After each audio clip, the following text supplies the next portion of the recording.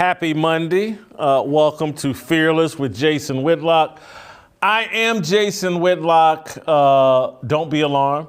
Uncle Jimmy is 1,000% all good.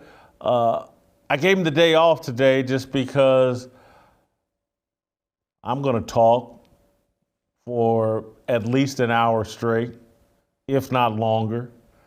I have a lot on my mind today, and it's just going to be me and you. I'm going to start a fire, and then I'm going to throw logs on that fire, and then I'm going to throw more logs on the fire, then I'm going to throw gasoline on the fire, and I'm going to try to burn the whole thing down. And I got a lot that I want to say today, and so it's just going to be me and you. And so Uncle Jimmy's not going to do an intro. We're not going to have an approval rating. Just me and you. Me, you, Kyle Rittenhouse, Darrell Brooks, Kenosha, Waukesha, and what's going on in America. So before I get the fires going, I want you guys to go to youtube.com/Jason Whitlock. I need you to hit that subscribe. I need you to hit the like button. What I'm about to do is clearly going to be worthy of 10,000 likes. I need you to help me get there. I need you to call your friends and tell them to come watch the show. I really do. I need you guys to be good, fearless soldiers and help me recruit more fearless soldiers. We need to build this army up because we're at a critical time in American history. And I have some things I want to get off my chest today that I think will help explain why this fearless army and fearless men and just a fearless culture needs to be reinstated here in America. And so I want to give you a little time. Call friends, gather your kids, call grandmama, call grandpapa, call mom and dad. Mom and dad, call your kids, do whatever. Tell them to come watch this show. Come join us here. I'm going to try to put everything we've experienced in the past 4 or 5 days into proper perspective. If you're listening on a podcast, on Apple or wherever, hit that 5-star review. Leave a comment, leave a review of the show on Apple. And again, tell your friends to come support the Apple Podcast. Let's continue to build this fearless army.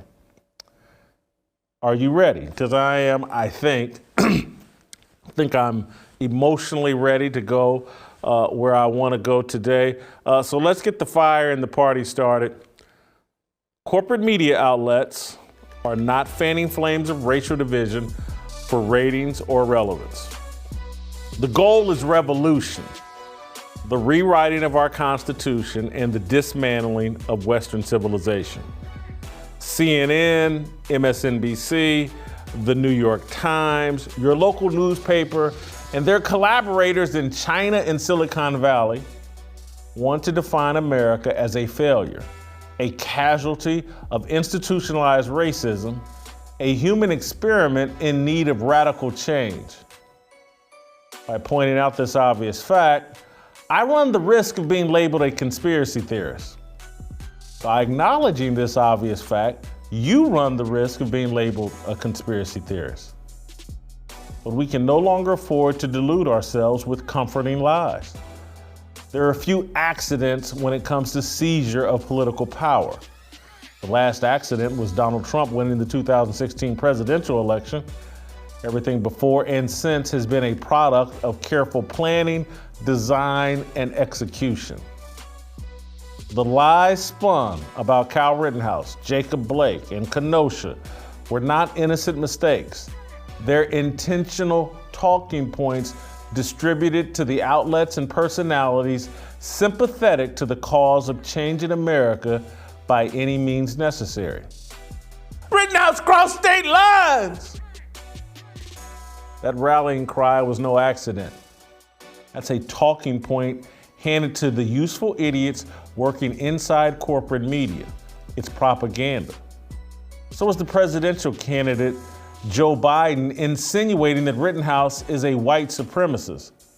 Corporate media's fixation on defining every human encounter in racial terms is a tactic, not a virtue signal born of white guilt. It's a strategy that characterizes America's 400-year narrative arc as a racial conflict rather than a moral one. The Judeo-Christian values embedded in our Declaration of Independence, Constitution, and Bill of Rights did more than establish our culture as separate from England's.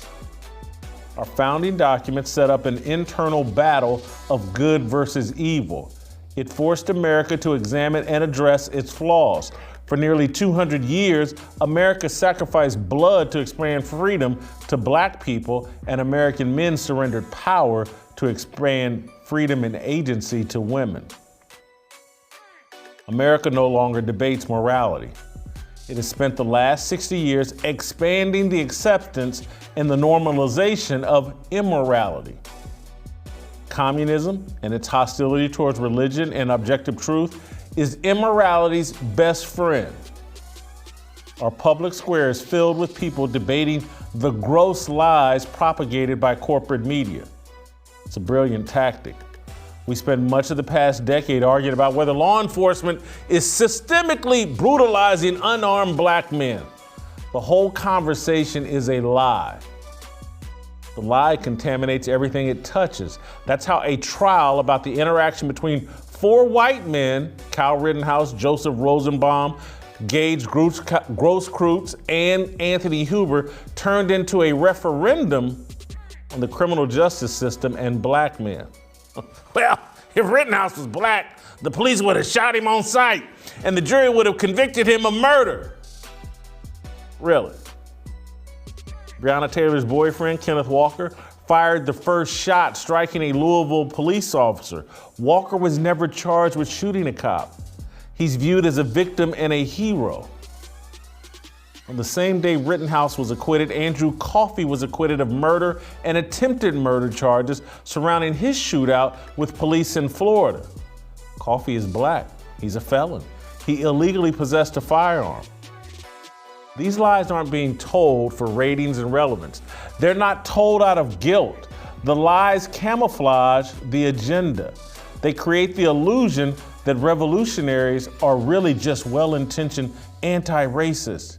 Anyone who objects is racist or supports white supremacy. The lies fertilize a revolution billionaire elitists are financing and promoting. They want a new constitution. They want America to operate like China, a country run by the Communist Party. Elites, athletes, entertainers, media personalities all do quite well in China as long as they promote the government agenda. LeBron James is 10 to 20 times more popular in China than he is in America. James is loyal to the people and the government that are most loyal to him. LeBron's childlike demonization of America serves his strategy. He's not uninformed. He's executing a strategy that serves him and other professional basketball players. Participation in pro sports has far more to do with genetics than hard work. I'm not saying that athletes don't work hard. I'm saying that a tiny percentage of the population will grow tall enough to play in the NBA. The average height of an NBA player is 6'6". About 15% of the world's population is 6 foot or taller. Less than 1% of the population reaches 6'6". The NBA caters to a tiny elite group of genetics lottery winners. Strength, a key ingredient to play in the NFL, is also a byproduct of genetics. It's not a coincidence that basketball and football players are some of the biggest proponents of the racial lies being used to vilify this country. The high-profile supporters of Black Lives Matter and the agenda to dismantle Western civilization fit an FBI profile. I call it the Fearless Bureau of Investigation. FBI profile for Black Lives Matter supporters: mixed race, openly LGBTQ, closeted LGBTQ, atheist, low IQ, athletically gifted, white spouse or partner, obsessed with social media. They don't have to check every box, but if they check half of the 8, You found a match. The people in charge of promoting the revolution know who they're looking for and who will support their agenda. This is a well-funded, highly orchestrated coup. Pretending it is not only enhances its chances of success. That's just the beginning of the fire. That's just an appetizer. I got logs I'm going to throw on this fire. I just wanted to set the table for where we're beginning. I have far more to say. You still have time to go to youtube.com/Jason Whitlock. Tell your friends to come join us. Hit that subscribe, hit that like button. Join the party, join the Fearless Army right now. I'm going to expound on all of what I just set forth, but first, I want to tell you about my friends at Good Ranchers. I want you to imagine over 100,000 Americans losing their jobs. You can stop imagining because it's reality. Everybody. Since 2015, over 100,000 independent farms and ranches in the U.S. have shut down. Why?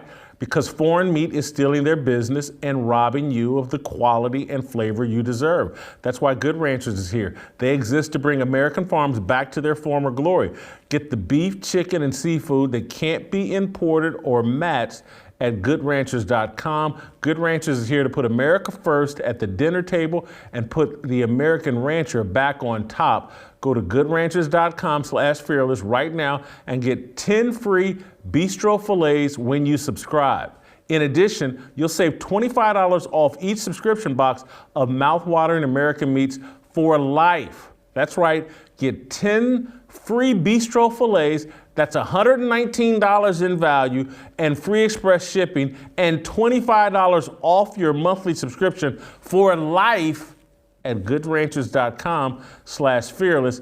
Get the best deal of the year by visiting goodranchers.com/fearless or use the promo code fearless at checkout. Guys, I tell you this virtually every day. You got to support Good Ranchers because they support us. They support this show. They support what we believe in. They support the discussion we're about to expound on next. All right, welcome back. Listen, I hope that I'm going to do this conversation complete and total justice. I plan to. I've set off enough time to do it justice. But I want to go back to and start with what I'm calling my FBI profile of high-profile Black Lives Matter supporters. And I just want you all to think this through as I continue this conversation and point out examples. And again, you don't, like when the FBI comes up with a profile of a shooter or a serial killer or whatever, they don't check every box, but they check enough of them for there to be a pattern. And as you hear me talk about these examples we saw this weekend, about the way the Kyle Rittenhouse thing was discussed and about what's going on, just think about mixed race, openly gay, closeted gay, atheist, low IQ, athletically gifted. And that athletically gifted, people will be, why is that important? Because again, when someone is athletically gifted, they tend in this society, because we reward athletes so much, they tend to spend an enormous amount of time developing their athletic gifts more than their intellectual gifts. And that's why I say to people all the time, I'm glad I was blessed with enough athletic gifts to get a football scholarship and to get on to a college campus. But I'm glad I wasn't gifted with enough to pursue a professional career, because I would have got lost in developing my athletic gifts. And again, my coaches are like, man, particularly in college, I wish you had spent just a little bit more time trying to develop your athletic gifts. And I probably got professors at Ball State who were like, You were here working on your intellectual gifts? I thought you were at Papa Lou's Chug drinking beer. But I say that to say that at some point around the age of 21, I realized like, woo, only way I'm gonna make it in this world is with this up here. And I started pouring all my energy into this up here. And, you know, I wish that I had done that at 15 or 13 or 18 or 19, whenever. But eventually I did, I got it. But the people that I know that supremely athletically talented, they never had to snap out of it. And I'm not saying that to denigrate any of them. If I had LeBron James's talent, the smart thing to do is to max out that athletic talent. That's the smart thing to do for a person with that many gifts. A person like me, shade over 6 feet, loved the fork more than he did pushing away from the table. You know, eventually I had to figure it out that my mind was actually going to have to take me somewhere in this world. And so I focused on that. But the reason why these supremely athletic football and basketball players can be so easily manipulated and used as useful idiots, they weren't sitting at the front of the class. They don't have an understanding of American history or global history. They don't need it. And this doesn't apply to all of them. There are exceptions. But they're bathed in a culture and surrounded by a group of friends who, for the most part, spent most of their time developing themselves as athletes. And I'm about to say something that could get me in trouble and could be misconstrued, but most of my friends, best friends, had enough talent to get on a college campus and be good college football players. And they're still friends of mine. But again, the people that have really elevated my perspective of the world, not really the athletes that are my best friends. It's just not. And again, when your group, and most of my friends are athletes, but I can't even say most anymore, but I'm just telling you, the athletic world isn't where you go to get your mind developed. It's just not. And these college campuses that program kids and program them with an atheist worldview probably isn't the best place to go to have your mind developed either. And so you have these athletes that we've assigned, LeBron James and name them all, whoever else. They're not the brightest lights that America has to offer. And we've put them out front as leaders. And we pretend like they have a worldview and a narrative on the world that no one else can touch. And look how much money they've made. Of course, LeBron James, he's worth $500 million. He paid $2 million for a school in Akron. Oh my God. LeBron can't even read the first page of a book. That's the truth. And I don't halfway blame him. He gets paid to dunk a basketball. And that's what made him $500 million. But the obsession with social media, they use that. The guilt that a lot of black dudes in particular have when they get a white girlfriend, white wife or whatever, that guilt jumps on their back, and all of a sudden they got to do all this extra stuff to prove how black they are. And I'm speaking from experience here. I've lived that reality. I don't care anymore about who I date and how people interpret that or whatever. I'm just going to stick with the truth regardless. Most of these young guys, 20s, 30s, whatever, their balls haven't really dropped enough to get in that mentality. They want to fit in and they want to be popular over social media. But anyway, I want to start with ESPN and a conversation I saw on ESPN that involved this new NBA show with the Malika Andrews, Richard Jefferson, and Kendrick Perkins. And I just want you to look and see how, remember my my FBI profile, and then let's go listen to this discussion that they had on ESPN.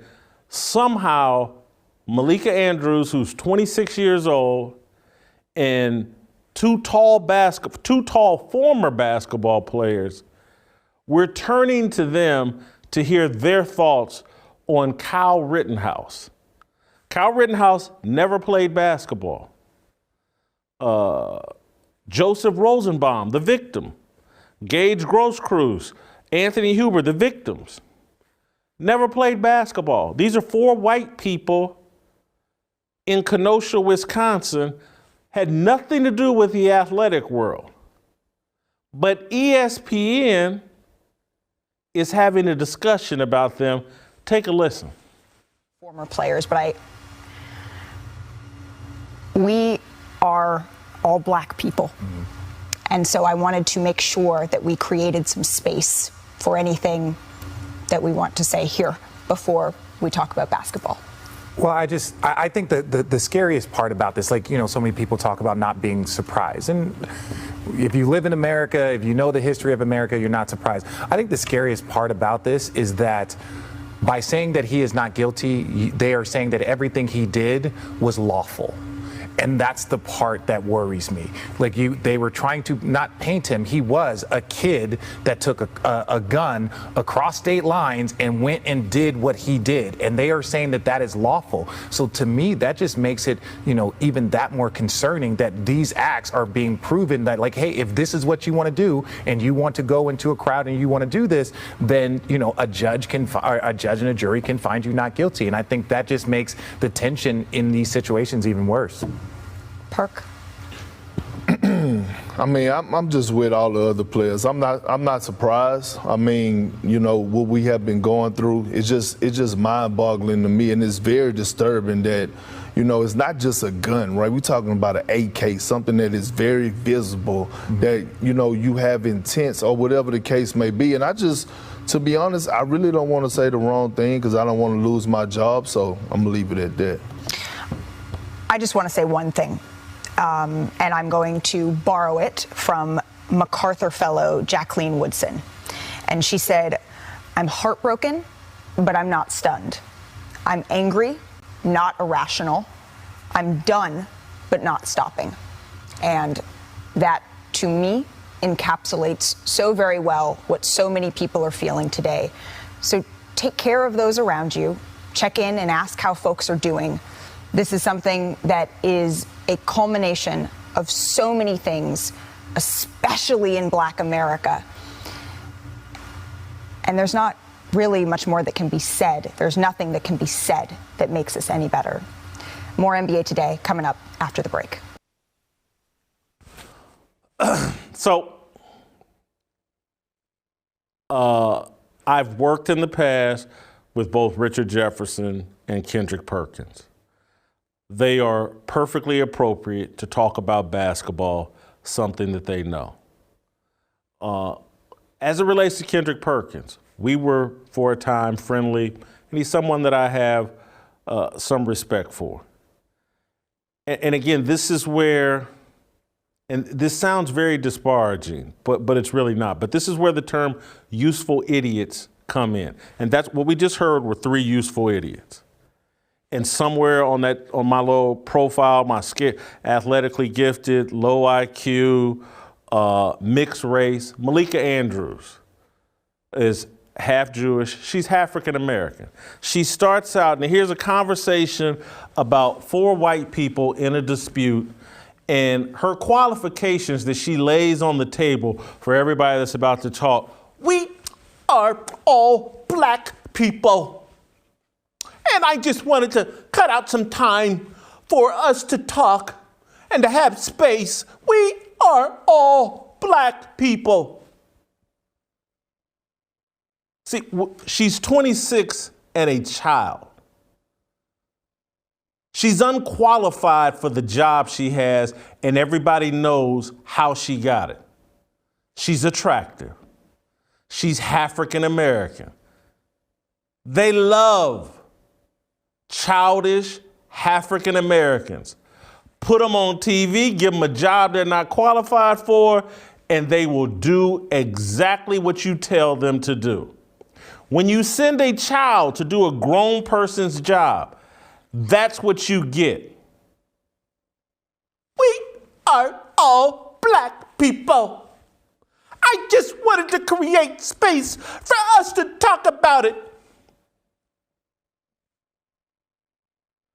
Can you imagine, in the history of television, and I'm only 54, but TV's probably only been around 70, 80 years. In the history of television, has anybody ever gone on TV and said, we are all white people, and I just wanted to create space for white people to talk about it? This is clown shit. She's a clown, in over her head, being used. Because she checks those boxes. Low IQ, African American, give me my other, probably an atheist, but who knows? Her mom's a Jew. I don't know if she's an atheist or not, but probably obsessed with social media. And then there's this other element. She's scared to death. And this is why this show constantly talks about courage and fearlessness. And why I keep talking about, if you emasculate the entire culture, if you drop women, particularly unqualified women, into spaces, she don't know a damn thing about the NBA. Not really, not in comparison to the people that have actually covered the league for an eternity, who have actually covered the league in a real way when your coverage of a team actually matters. This is not a journalist. This is an Instagram model with the right connections, the right family connections, and the right breeding, who they've put in a spot to be a puppet for the puppet masters. Someone willing to go look at a teleprompter or come up out of their mouth with, we are all black people. I just wanted to create the space for us to talk about 4 white people. That's clown shit. And then you got 2 emasculated men who don't know that their balls have been cut off and put in a jar and won't be handed back to them until they get off camera. They're not going to object. They're just happy to have the jobs.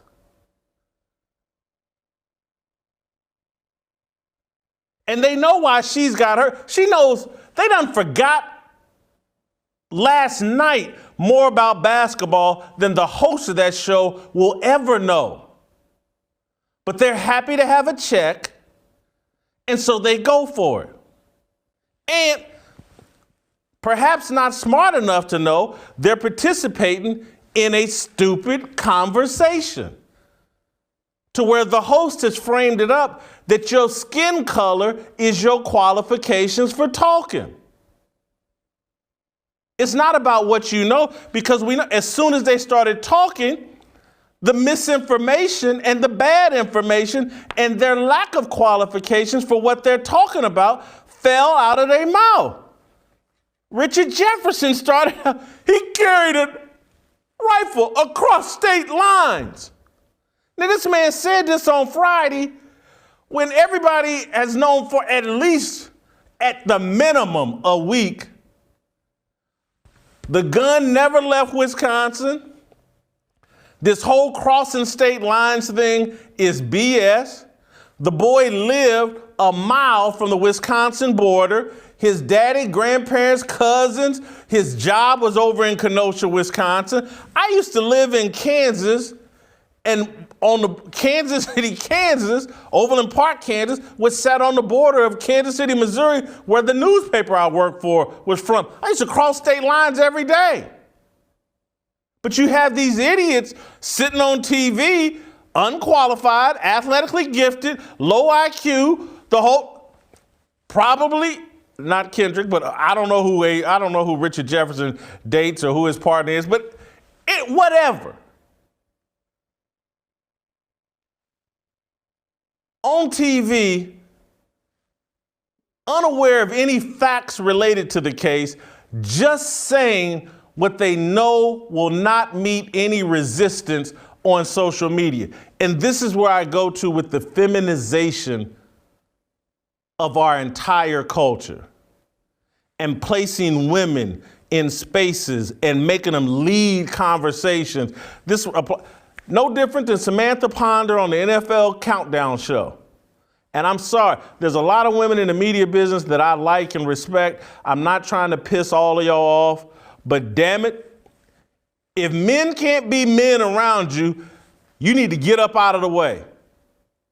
If you're going to emasculate all the men around you because you can't stand the heat that comes along with being in the crosshairs and being a public figure, and that's where all of this comes. You got a 26-year-old unqualified child out there whose worst nightmare is for people over Instagram or Twitter to attack her. That's why the entire media has spent the last decade. Oh, he got mean tweets. Oh my God, the abuse I take over Twitter. Oh God, I got death threats. Oh.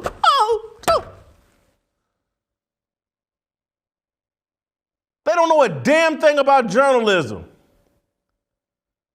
Before there was an internet, I was getting death threats as a columnist in Ann Arbor, Michigan in 1992. There was no Twitter then.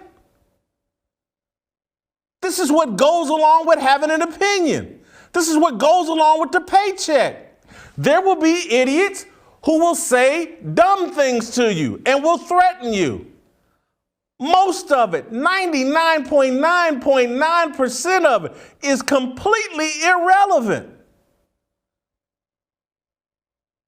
And anybody that wants to ball up and curl up in a fetal position, oh God, I got mean tweets. Someone said X, Y, or Z about me. Oh, it's so unfair. You ain't built for the job.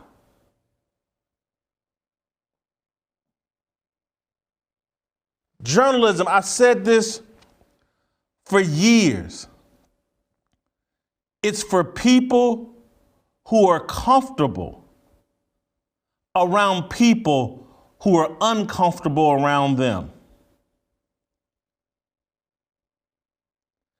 The number one reason why I was successful back when America was America, before all this emasculated BS that we have going on now, was because I didn't give a rip whether Marty Schottenheimer, Carl Peterson, the dudes on the Kansas City Chiefs, and 90% of the dudes on the Kansas City Chiefs could have beat my fat ass up. I didn't care.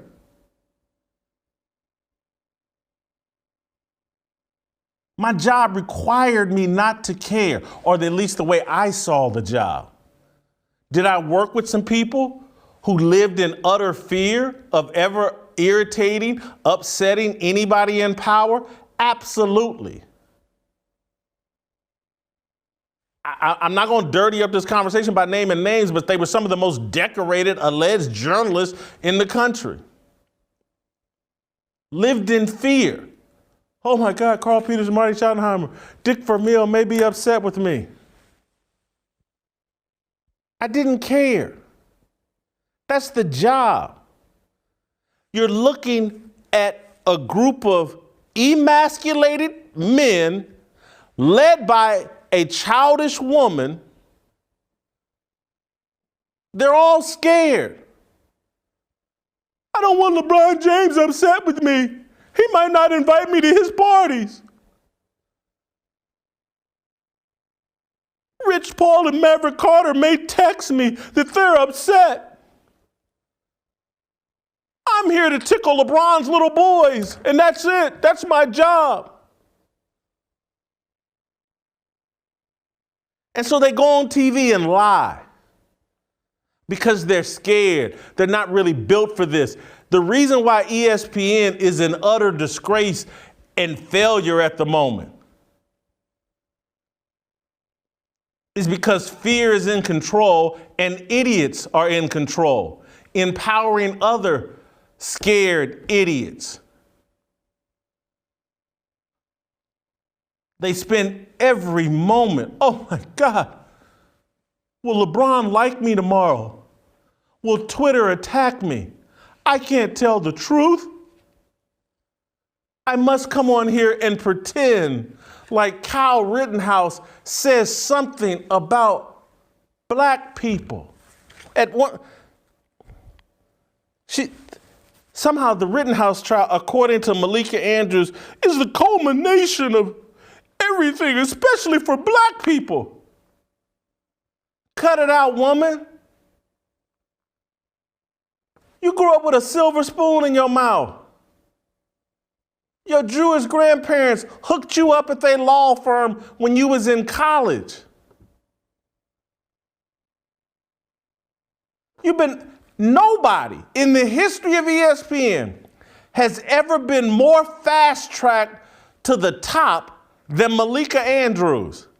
There's no struggle there. It's all easy street.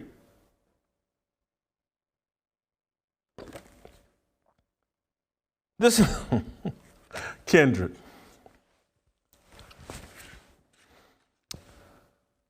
He was carrying an AK.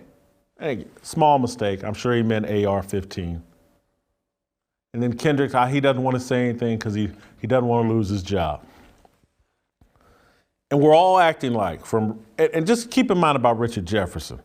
And I don't say this disparagingly, but this is where I'm just like, hey man, we got to cut it out. Richard Jefferson's father was killed in Compton in a drive-by shooting. And Richard Jefferson is worried about Kyle Rittenhouse?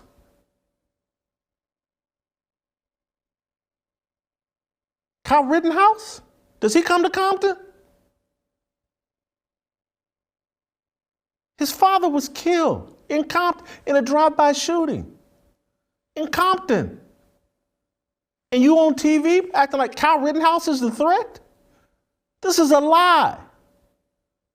Kendrick, big, tough, bearded up, 6'10" Rick Ross, tough guy, Kendrick Perkins. Kendrick, I mean, let's keep it real. We can't, and I'm speaking direct. I want to make sure we cut this out because I'm speaking directly to Kendrick Perkins here. Because Kendrick, somebody I had some respect for. Kendrick, we're on TV acting like we can't understand what Kyle Rittenhouse did or was doing. And so let me walk you through what Kyle Rittenhouse did and was doing and see if you can relate to any of it. Rick Ross, tough guy, somewhere in Texas. You got your street credibility. Let me throw this out to Jalen Rose as well. He's from Detroit, tough guy. Jalen Rose said Jacob Blake was killed or whatever. But all the tough guys that's from the hood and they got their street credibility, I want you to help me understand your thinking and logic. Is there any consistency to your thinking and logic? Kyle Rittenhouse, whose daddy and grandparents and cousins lived in Kenosha, Wisconsin, sees that community under attack. Arson, looting, rioting. Let me play the video of just one of the videos of what happened to a citizen in Kenosha, Wisconsin, who made the mistake of trying to protect his business from the thugs that were out looting, robbing, and burning down buildings. Play the tape.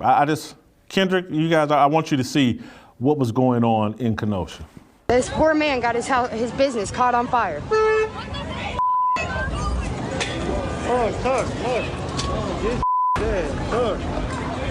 They just threw a bottle at this guy.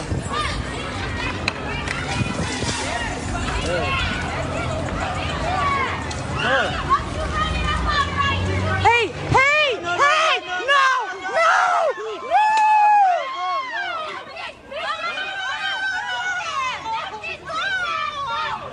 Sir.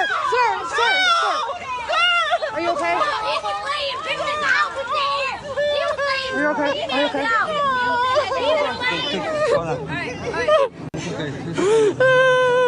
He's gonna be okay. He's gonna be okay. You want some more water? Are you okay? Water? Sure. Hey, Are you okay? Here. No. But I just, for all the street tough guys, Kendrick Perkins, all these guys. So Kyle Rittenhouse sees what's going on in Kenosha, his hood, his block, his grandmama, his daddy, his cousins, where they live. And he and some friends get guns in the side. We're going to protect my hood, my block.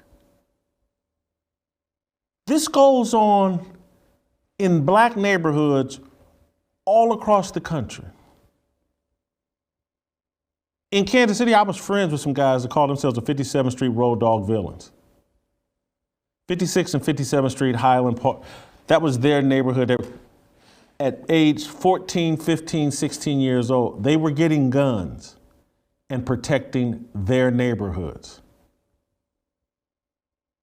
Rappers make songs glorifying their neighborhoods, their blocks, and that they're willing to die for their neighborhoods and their blocks. And they do this at 12, 13, 14, 15, 16. We've made movies about them, even if you don't know any of these people. Unfortunately, I do. They would do anything to protect their block. So we celebrate it or understand it when it's a 14, 15, 16-year-old black boy in Chicago, South Side, West Side, whatever side, that says he's going to join a gang, get a gun, and protect his block. But when Kyle Rittenhouse does, oh my God, he's a white supremacist. He's one of the worst human beings on the planet.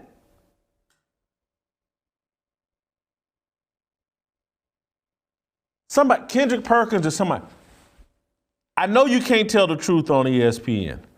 Pick up your cell phone, you call me and explain it, put out a video and explain it, do whatever it is necessary. You can come on this show and explain, but explain to me the difference between a 17-year-old white boy that sees his neighborhood under attack on national TV, and he gets a gun and says, I'm going to protect my neighborhood, and he's the worst human being on the planet. Black kids, white kids, black kids, in their neighborhoods, join the Gangster Disciples, the Bloods, the Crips, whatever little street. It's all over Indianapolis, my hometown, to protect their blocks. No one calls them a black supremacist, a white supremacist. They all start wannabe rap careers. What's Darrell Brooks? He started a rap career, the guy that just drove over all the people in Waukesha. Rapper, out representing his hood, his block. You will not see anybody on ESPN go and talk about those people. And those people, Bloods, Crips, Gangster Disciples, whatever, they drop black bodies daily. They don't kill white pedophiles. They drop black bodies. And Kendrick Perkins won't say a word about it. Malika Andrews won't say a word about it. Richard Jefferson, he been through it. His daddy won't say a word about it. It's cowardice. These people are cowards, playing tough on television.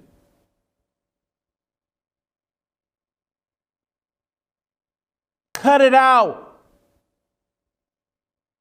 It's a game.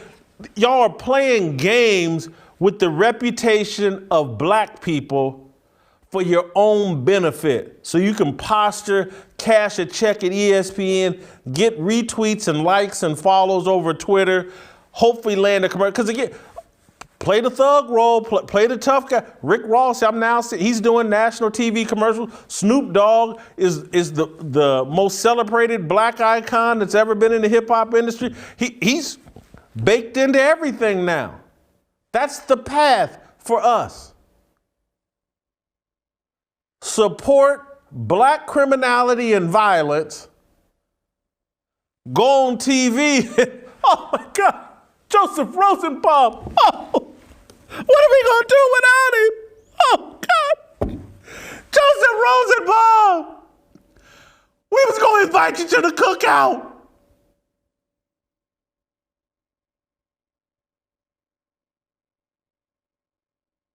Are y'all crazy?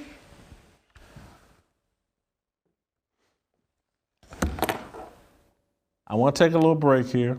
I'm not done. I'm not close to it. I got more logs to throw on this fire.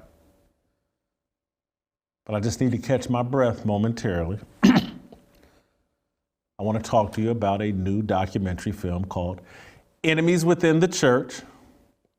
This is a film that the compromised evangelical establishment does not want you to see.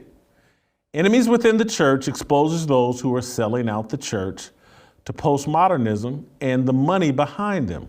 Postmodernism includes agendas commonly known by the terms social justice, intersectionality, critical race theory, and neo-Marxism. The problem does not merely affect the church around the corner. Postmodernism is not just hurting the more liberal denominations, it is everywhere, and it is being spread by the efforts of the intellectual leaders many Christians look up to. No denomination is safe. Enemies Within the Church will expose the bad ideas, but also the bad actors and the bad money.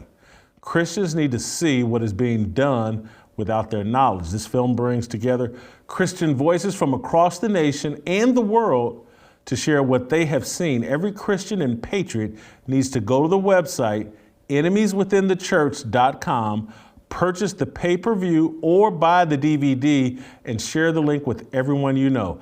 Enemieswithinthechurch.com. That's enemieswithinthechurch.com. Personal friend of mine from Iowa, Judge Saul, has participated in the making of this documentary. I can't wait to watch it. Judge Saul and I worked together for years in Kansas City. It was actually, we met through the rap music world. Judd used to shoot videos for Tech Nine and other people in Kansas City in the music video world, and he shot some videos for me. I know Judd's very proud of this project. I'm proud to be promoting this project. Enemieswithinthechurch.com. All right, don't go anywhere. I got more. Next. All right, welcome back. I'm gonna try to summarize all of my thoughts here. I want to play some additional videos. I want to start with the, just to give you the context, just this across state lines deal. I kind of want to start there. I want to show you all this clip and just about how this is part of these orchestrated talking points that are handed out. It's not by accident. This is all orchestrated for everybody to be saying the exact same thing all the time, let you know that it's orchestrated. This is a well-designed game plan they're executing. Listen to this mashup of crossing state lines. August 24th, Rittenhouse went up to the Kenosha area for his job as a lifeguard. Rittenhouse crossed state lines into a community that was not his. My grandmother, my aunt, my uncle, and cousins all live in the city of Kenosha. You know, you've got this young white kid defending the community that he's not even from. What's your father's name? Michael Rittenhouse. He lived in Kenosha. Good evening from New York. I'm Chris Hayes. Kyle Rittenhouse was just 17 years old when he drove across state lines to Kenosha, Wisconsin. The teenager drove from his home in Illinois, approximately 1 mile to Wisconsin, across state lines, driving across state borders. He's driving across state lines. Across the state line, across state lines. Across state lines. Across state lines. If you look at the Rittenhouse case, he crossed state lines. Drives up to events. Across state lines. Came across state lines. Kyle Rittenhouse, who traveled across state lines. From out of state, out of his own state. Came across state borders. Whenever you have a situation where a 17-year-old is crossing state lines, White teenager. He crosses a state line, drives 30 minutes into Kenosha. Remember, he came across the line. Across state lines. Cross state lines. across state lines, Across state lines. Kyle Rittenhouse, who crossed state lines, came across state lines. Cross state lines. He went across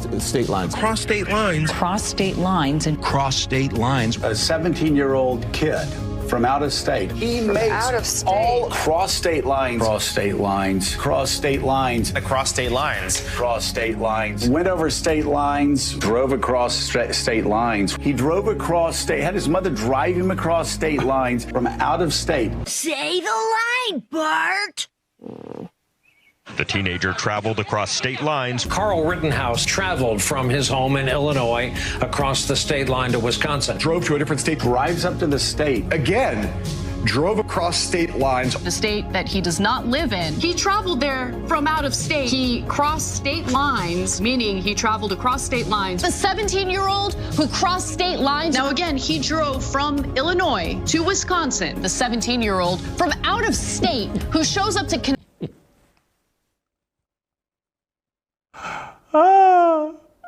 It's almost like they're not aware that none of the protesters, none of the arsonists, none of the looters drove from Chicago to Kenosha. This is commonplace. When everybody was driving to Ferguson from around the country, they were all crossing state lines. This is orchestrated. This is well designed. This is not by accident. And I'm going to give you another example in terms of how they've placed these women in these situations as hosts of shows to inject this female energy into everything. And so here's Amber Ruffin. And after you listen to this, remember my FBI profile, and I'm going to tell you how she fits the profile. But here's Amber Ruffin on the Peacock Network, some comedian, and her breakdown of what happened with Kyle Rittenhouse. You guys, because I have my own show, I have a responsibility to say things that people need to know that aren't being said. It's a cool opportunity that I don't take lightly. There are very big, obvious truths that no one wants to say on TV, but I will.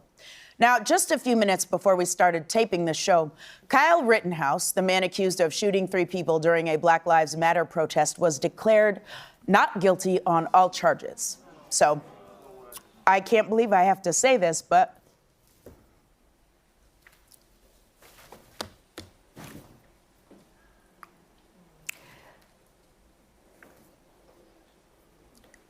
It's not okay for a man to grab a rifle, travel across state lines, and shoot 3 people and then walk free.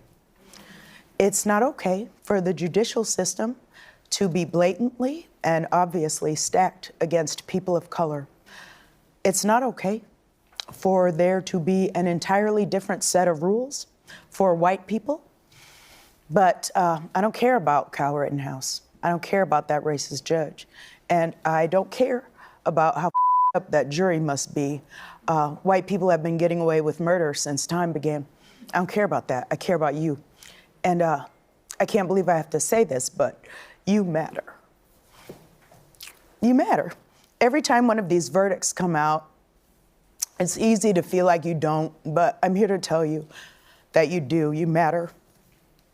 You matter so much that the second you start to get a sense that you do, a man will grab a gun he shouldn't have in the first place and travel all the way to another state just to quiet you.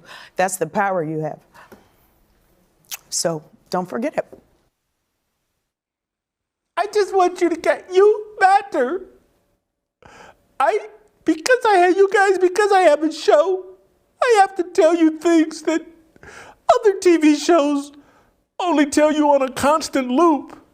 I'm just going to tell it to you 1 time or 3 times during this segment, or maybe 5 times, but no one else has the balls to say it. I mean, Don Lemon won't say it, Chris Cuomo won't say it, Rachel Maddow won't say it, Joey Reid, none of them will say what I'm about to say is, you guys matter. They keep putting this female energy into the air to emasculate us and to emasculate the conversation.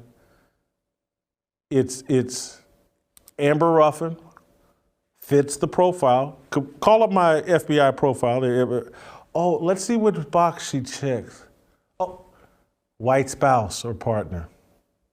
Jan Schultmeyer, I believe is her husband's name. He's from Holland.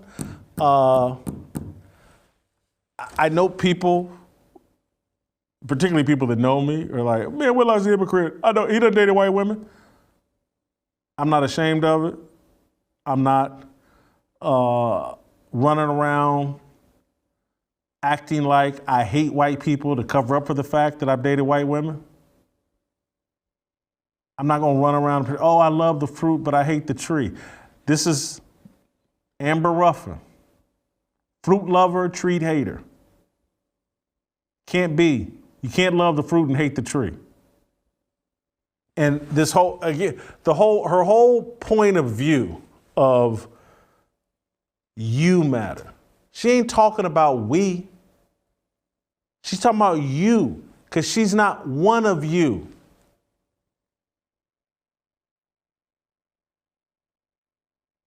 She's distancing herself from you. She got her white husband. She's got her white agenda. And she's ashamed of it. And so she'll go on TV, and again, there's a profile that the puppet masters know, and they go down that checklist. Say, oh, no spiritual belief. That, again, when you're atheist, you're very flexible on your morality, what you believe, flexible on the truth, all of that. So there's no guiding principles really in charge. It's whatever can make you money.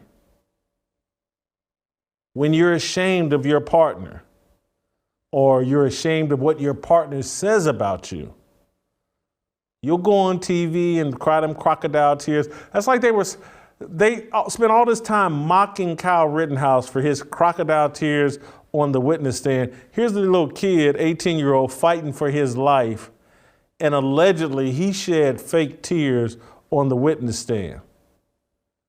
But Amber Ruffin's tears are real? That little speech she gave was real? You bought that?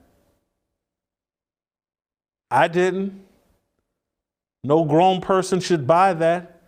That was straight BS and garbage. It's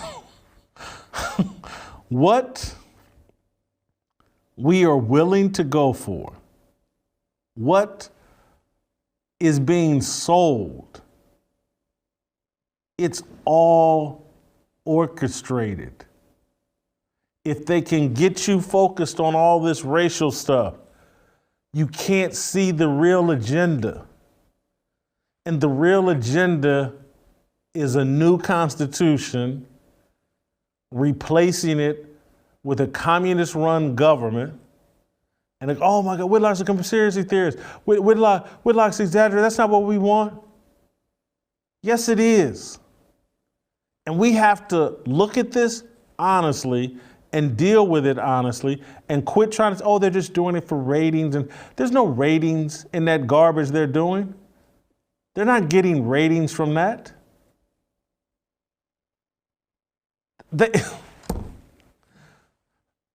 They're painting an argument that America is a failure. And once they paint that argument, then they're going to come in and say, you know what? We need a whole new constitution. That Second Amendment, we got to get rid of that. In order to make things fair, that stuff, those values that were planted in the Declaration of Independence, Constitution, Bill of Rights, we got to get rid of all that stuff. That's the end game, that's the agenda, that's the goal. And they will use anybody to make the argument, including Joseph Rosenbaum. Dude spent more than a decade in prison for child rape. I think we got a graphic of all three of the victims there of Kyle Rittenhouse. It's mind-blowing. There will be bodies dropped in Chicago of innocent teenage kids over this next week. No one will care. Amber Ruffin, Malika Andrews, Kendrick Perkins, Richard Jefferson, none of them will care. Rosenbaum, Anthony Huber, the three amigos of Kenosha crime. We got tears everywhere and emotion everywhere.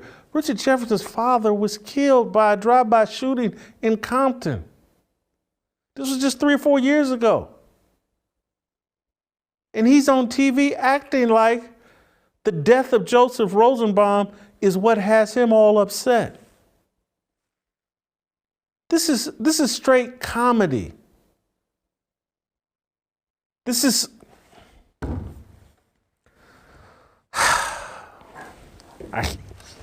Did I cover everything I want? Oh, here's the last thing I wanted to cover. I think, for today anyway. I want to just touch on briefly, and hopefully we'll get more into it tomorrow or the next day, but the Darrell Brooks situation in Waukesha. Did I say Waukesha? Did I say that right? Waukesha, Wisconsin? Waukesha, Wisconsin. Darrell Brooks, career criminal, rapper, gangster rapper. He's being used, and he will be used in they're trying to ignore the fact that he was radicalized by all of the reporting and the news narrative about what was going on in Kenosha. One of his last Facebook posts, or 2 days before this, I think he got released out of jail a couple of days ago, and one of his last Facebook posts was about Kyle Rittenhouse. And he's got all kinds of racist lyrics in his rap music, social media posts that are racist. This guy is clearly radicalized by racism.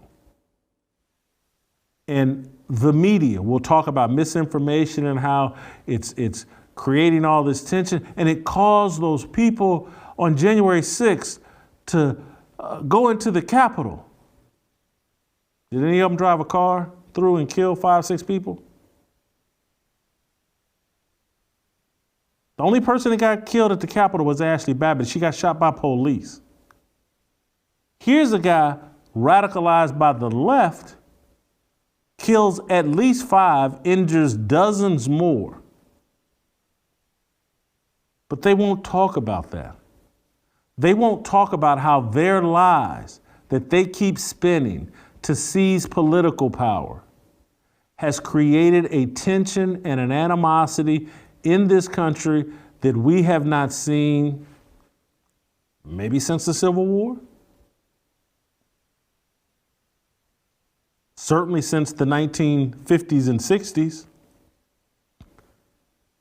And it's clear as that, again, January 6th, the only person that died was Ashley Babbitt. If Darrell Brooks was a white Trump supporter, they would be blaming President Trump for sparking his animus. You will not hear one of them say, Joe Biden calling this 17-year-old Kyle Rittenhouse a white supremacist? Did that perhaps stoke Darrell Brooks into the violence that we saw? Did that play any role? Will Nicole Wallace, Rachel Maddow, Michael Eric Dyson, any of these clowns talk about that?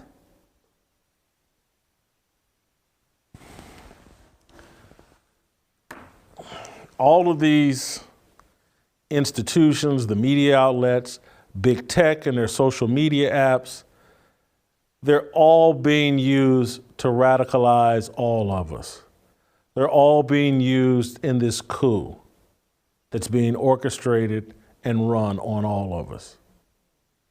I looked up today and I was like, oh, Tucker Carlson's interviewing Kyle Rittenhouse tonight. And guess what's trending all over Twitter? Tucker Carlson and Patriot Purge, and 2 contributors to Fox News that no one's ever heard of or no one cares about, Jonah Goldberg, and I can't think of the other guy's name. They resigned as contributors to Fox News. It's like, hold on. Tucker Carlson's about to interview Kyle Rittenhouse, but Twitter rigs it up, and the New York Times comes out with a story helping rig it up that, no, the real conversation is 2 people no one's ever really heard of or no one cares about quit Fox News as contributors because of Tucker Carlson's January 6th documentary, Patriot Purge. This stuff's not an accident. They're in bed with big tech and their social media apps. I'm telling you, I started talking about this in 2015 or 16. And people thought I was crazy. Like, hey, big tech is creating an alternate reality. I can remember in 2000 when I put out one of those videos about Colin Kaepernick in 2016, where it's like, there's 2 different worlds they're setting up. Those of us who live in reality and those of us who live in the social media matrix. And the social media matrix is becoming our reality. It's there to confirm the lies of the left so that Malika Andrews, Kendrick Perkins, Richard Jefferson, Amber Ruffin, Joy Reid, Don Lemon, Chris Cuomo, they can all go on TV and say whatever lie they want. And the social media matrix will confirm that lie as the truth. And so they get to exist in that reality. And take the rappers, the basketball players who all are addicted and think their livelihood is connected to their social media feeds. And so they all want to protect their social media popularity. And so they'll all jump on board with the lies that social media confirms and tells, because it's in their financial interest too. Social media is the enemy of truth. The media outlets, the reason why it's accurate to call them enemies of the people, is because they're enemies of the truth because they crave social media approval, relevance, and traction.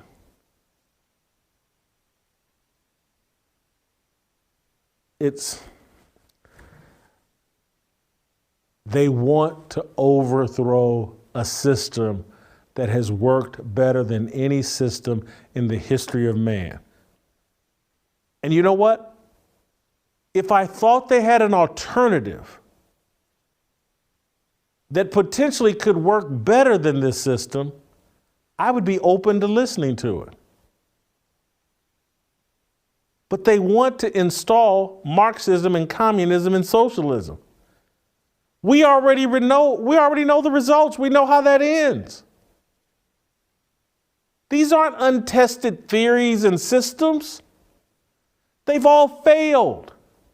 And they've created suffering and oppression that far outweighs the oppression and unfairness that comes from our system. Our system is better. We got to have fearless men, fearless people, fearless women who are willing to not be afraid of being called a conspiracy theorist and call out the liars for what they are. Their agenda is clear. You need to make your agenda clear. I think I've run out of energy for today. I think we should start playing tomorrow. I'll probably have more to say on this tomorrow. I need 10,000 likes for this show. I need you to give me some 5-star reviews on Apple. All right, we'll see you tomorrow. We want freedom. I just want